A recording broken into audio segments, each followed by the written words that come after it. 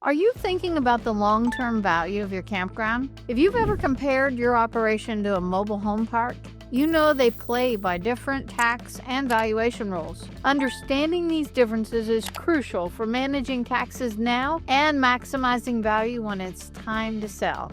Let's break it down. How are these properties valued at sale? Mobile home parks are typically treated as real estate investments. Their value is based largely on the income they generate and the underlying land's worth, making them more of a stable long-term asset. Campgrounds, on the other hand, are usually considered operating businesses. Their value is tied to not just the land, but to the revenue streams they generate, from nightly stays to amenities like camp stores, rental equipment, and more. This difference means selling a campground often involves a more complex valuation process and could result in a higher return, but it also comes with unique tax implications. So let's talk about tax treatment. One of the biggest differences lies in how income is reported. Mobile home parks are typically considered passive investments and reported on Schedule C. This classification often results in lower self-employment taxes and may qualify you for long-term capital gains rates when sold.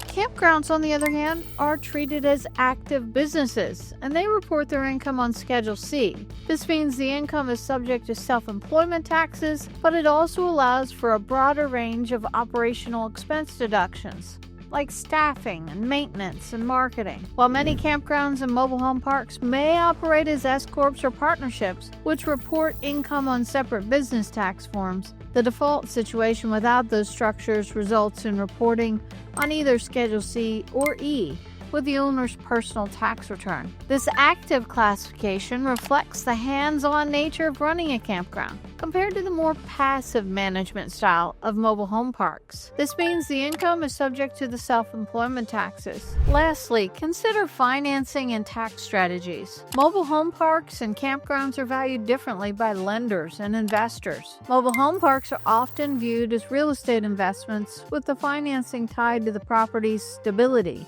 and income. Campgrounds as operating businesses tend to have more variable income and require lenders to assess both the property and the business's performance. These differences may influence the financing terms, but both models come with opportunities for strategic tax planning, such as leveraging deductions and structuring sales to minimize the tax impacts. So here's the big picture. Campgrounds and mobile home parks may seem similar on the surface, but their differences in tax treatment and valuation have a major impact on your financial strategy, whether you're planning for taxes for this year or preparing to sell down the road. By staying informed and understanding these distinctions, you can position your campground for maximum profitability and long-term success. Every strategic decision you make today is an investment in your future.